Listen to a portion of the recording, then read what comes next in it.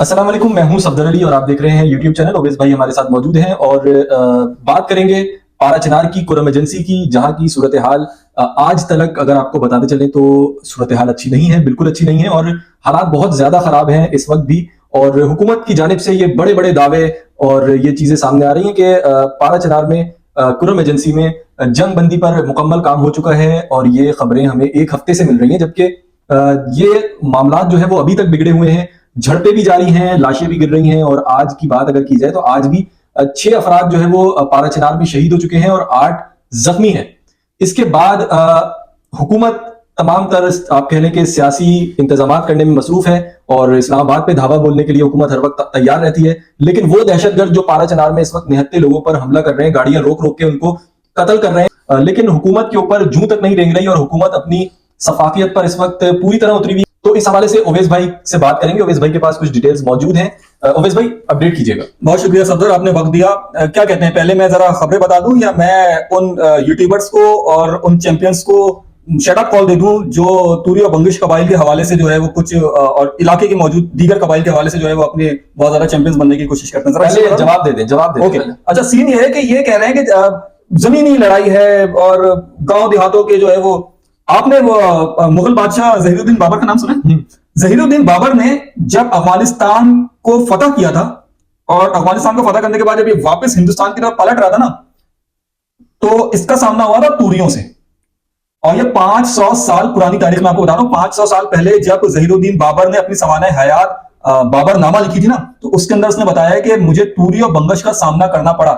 और तूरी और बंगश जो है ना, तकरीबन 550 साल से, हाँ, बंगश अफगानिस्तान से माइग्रेट करके आए थे और तूरी यहाँ के मकामी लोग थे।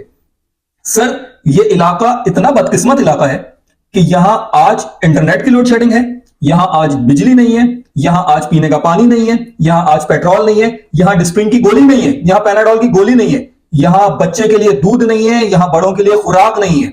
अब आप एक सिनेरियो का अंदाजा लगाएं कि एक इलाका जो इस्लामाबाद से तकरीबन 550 किलोमीटर के फासले पे वाक़ है और जो पिशावर से तकरीबन 250 किलोमीटर के फासले पे वाक़ है, वो पहाड़ों में घिरा हुआ है। उसके पहाड़ी चारों तरफ पहाड़ियों के बीच में एक घाटी है, घाटी का नाम है पारा चिनार। पूरे डिस्ट्रिक्ट का नाम है कुर्रम। कुर्रम में 1, 2, 3 कबाइलियों को निशाना बनाने के लिए मुख्तलिफ इलाकों के अंदर कभी धरने लगाए जाते हैं, कभी रास्ते ब्लॉक किए जाते हैं। कुछ भी नहीं था ना, कोई फिरका वाराना लड़ाई नहीं थी, किसी की किसी से कोई दुश्मनी नहीं चल रही थी। जो भी मामले थे 1 महीने पहले सॉर्ट आउट कर दिए गए थे, रास्ते खुल गए थे। ऐसे ही है। उसके बाद कॉन्वॉय आता है, कॉन्वॉय पे ये फायरिंग करते हैं, फायरिंग करने के बाद ये 48 लोगों को मार देते हैं। उसके बाद रिएक्शन आता है अलीज़ई से, अलीज़ई से रिएक्शन आता है, बगन बाजार को आग लगा दी जाती है, बगन बाजार जल जाता है। मामला वहां पर भी कूल डाउन किया जा सकता था, हो सकता था, लेकिन उसके बाद वो 48 का जो फिगर है, अभी आपने कितना बताया मुझे कि मजीद 6 अफराद जहां बाग हुए ना आज, ये आज का आपने डाटा दिया है।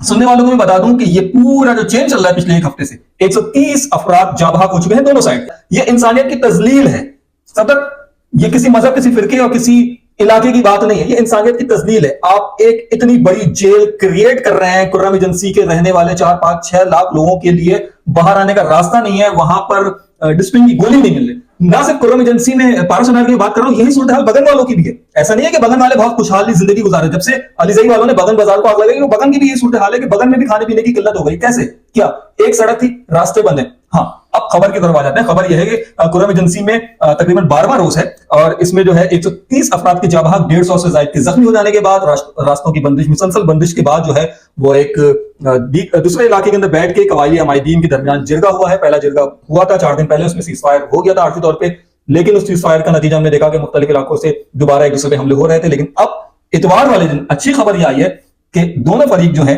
वो जंगबंदी पे राजी हो गए हैं, लेकिन तालीमी इदारे बंद हैं, इंटरनेट सर्विस डाउन है, दुकानें बंद हैं, बाजार बंद हैं, पेट्रोल की सप्लाई नहीं है। पेट्रोल की सप्लाई नहीं कहने को मैं कह के गुजर रहा हूं, लेकिन आप सोचें कि जिस इलाके में पेट्रोल की सप्लाई नहीं है, वहां के 5-6 लाख लोगों को आपने कहां पे लाके खड़ा कर दिया। सही बात है। और दूसरी चीज ये कि ये ओवैस भाई बताइएगा कि हर कुछ टाइम बाद ये तनाजा क्यों खड़ा हो जाता है, क्या वजह है इसकी? एग्जैक्टली, ये मुनाफरत है, नफरत है, एक दूसरे से नफरत है। इंसानियत की बात करेंगे, किसी फिरके की बात नहीं करेंगे। यहाँ वालों को वो कबूल नहीं, वहां वालों को वो कबूल नहीं। ले देके पारा चिनार के लोगों की बदकिस्मत ये है कि उनके पास गुजरगाह एक है, वो 250 किलोमीटर को क्रॉस करेंगे तो फिर पिशावर पहुंचेंगे। पिशावर पहुंचेंगे तो वहां की होलसेल मार्केट से आटा, दाल, चीनी, दवाई, दूध लेंगे, वापस अपने इलाकों में आएंगे, बेचेंगे, इलाके वाले खरीदेंगे। अच्छा, ये आप जब सप्लाई चेन बंद कर देते हैं, आप मतलब आप ये 2007 की तरफ आइए। 2007 में हंगू, मैं पहले भी अपने ब्लॉग्स में बता चुका हूं, ये एल शेप का एक रास्ता है। पाराचनार से सदा होते हुए, बगन होते हुए, अलीजई होते हुए नीचे आते हैं, नीचे से टर्न होता है, टर्न होकर ये रोड जाता है हंगू, हंगू के बाद ये पिशावर जाता है। ठीक है, हंगू के करीब 2007 में ये खबरें जब आना शुरू हुई, वैसे तो तनाजा पहले भी चलता था, लेकिन 2007 में बहुत से लोगों को पता है कि इन्होंने उतार उतार के बसों से उतार के मारने वाली जो इस्लाह पैदा हुई थी, ये हंगू से पैदा हुई। वही पाराचनार वाले तो सभी मरने वाले, 2007 की बात कर रहा हूं। आज भी वही सिनेरियो। तो आपका सवाल यह है कि ये असल इशू क्या है? असल इशू नफरत है, मुनाफरत है, और क्या है? यही है। ये पूरे पाकिस्तान में इस लेवल पर नहीं है, लेकिन उस इलाके में इतनी ज्यादा है। एक्चुअल मसला देखिए ना, एक्चुअल मसला ये है कि पाराचनार 2007 से पहले आमदो रफ्त के लिए पेशावर का रास्ता, वो सॉरी अफगानिस्तान का रास्ता। अफगानिस्तान के ना छोटे छोटे सूबे, ठीक है। अब सुनने वाले जरा गूगल मैप में जाए, जरा पाराचनार को देखें कि महले वकूफ के हिसाब से पाराचनार कहां वाक़ है। पाराचनार के पीछे जो अफगानिस्तान का इलाका है ना, वो अफगानिस्तान के 4 सूबों को टच करता है, यानी छोटे छोटे 4 सूबे जो है वो हमारे कुर्रम डिस्ट्रिक्ट को छूते हैं। ये बॉर्डर एरिया है। इन 4 सूबों के अंदर बैठे हुए जो लोग बैठे हुए हैं, उनका असर रसूख जो है वो आता है, कभी गुड है कभी बैड है तो तालिबान के उनके मूड पे डिपेंड एग्जैक्टली उनके मूड पे डिपेंड करता है। उन्होंने आपके सिक्योरिटी फोर्सेस के ऊपर कितने हमले किए हैं, हम कितने ऑपरेशन उनके खिलाफ कर चुके हैं, लेकिन वो सिर्फ रियासत के खिलाफ ही कार्रवाइयां नहीं करते, वो अपने जो उनके माइंड सेट के लोग नहीं है उनके खिलाफ भी कार्रवाइयां करते हैं। खुल के कहूं, पाराचनार शिया आबादी है, और रास्ते में शियों को रोकना, मारना, काटना, पीटना, उनके बच्चों का दूध बंद कर देना, अगर कोई सवाब की नीयत से करे तो हम क्या कर सकते हैं? तो आज का मसला नहीं है, मसला बहुत पुराना है। अभी ये ज्यादा इसलिए हो गया क्योंकि अब जरा नया मामला शुरू हुआ है ना, ट्रांसपोर्ट रोक देने का। सीधी सी बात है ना सदर, आपने रास्ता बंद कर देना है, उन्होंने मर जाना है, ये आप आइडियोलॉजी लेके चल रहे हो। उन्होंने क्या करना है, उन्होंने अपना रास्ता खुलवाने के लिए मज़ाहमत करनी है, उन्होंने 4 आपके मार देने, उसके बाद दोनों तरफ से उन्हें वावेला, दोनों तरफ से उन्हें धरने, एहतिजाज, और उसके बीच में जो है वो आम मासूम लोग जिनका कोई ताल्लुक नहीं है ना यहाँ से ना वहां से, वो दोनों फंस जाते हैं।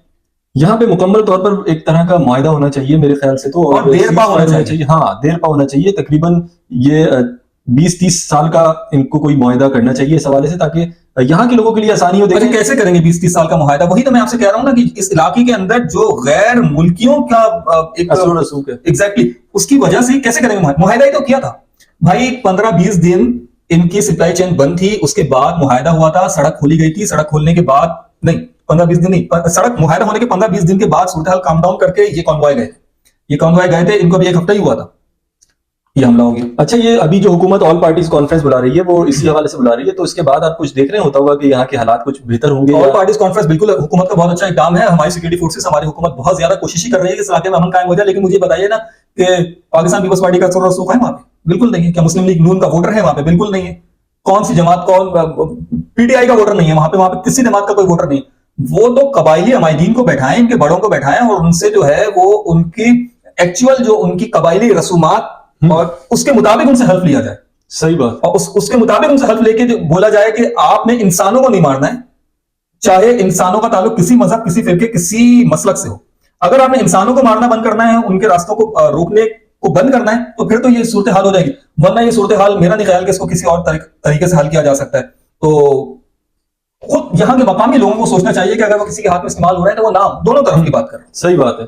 और वाकई पाकिस्तान का हिस्सा है, मतलब आपके इस अमल से आपके अपने पाकिस्तानी मुतासिर हो रहे हैं और कोई बाहर वाला तो मुतासिर नहीं हो रहा है। आपको नजर रखनी पड़ेगी कि वो जो सरहद पार दहशतगर्द बैठे हुए ना, वो क्यों शरारत कर रहे हैं आपके साथ। ये उन्हीं की शरारतें हैं।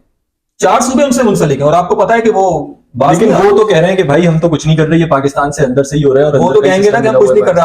आपको मुझे नहीं पता कि करजाई हुकूमत के अंदर, मतलब एक 10 साल 8 साल हिंदुस्तान ने भी उस इलाके के अंदर बैठ के ऑपरेट करके टीटीपी को जो है वो दूध पिलाया था।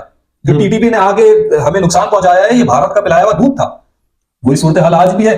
चेहरे बदल गए हैं, नाम बदल गए हैं, लेकिन दहशतगर्दी तो सरहद पार से हो रही है। ऐसे तो नहीं आपके फोर्सेस ने ख्वारिज नाम रखा है। ख्वारिज, व्हाट इज ख्वारिज? ख्वारिज क्या है? ख्वारिज है ना, मतलब आपके लिबादे में रहते हुए, आपकी तरह तर्ज जिंदगी गुजारते हुए, आपकी तरह उनके नाम, आपके मजहब, आपके मसलक में होते हुए वो पॉलिसीज अपना रहे हैं जो आपके खिलाफ है, तो ख्वारिज है। चले, मेरे ख्याल से बहुत लंबी बात हो चुकी है और वीडियो भी काफी लंबी हो चुकी है अब तक। तो आप नाजरीन से गुजारिश है कि वीडियो को लाइक और चैनल पर सब्सक्राइब, और हो सके तो बेल आइकन भी दबा दीजिएगा ताकि हर आने वाली वीडियो आप तक पहुंच सके। ओवैस भाई और मुझे इजाजत दीजिएगा। अल्लाह हाफिज।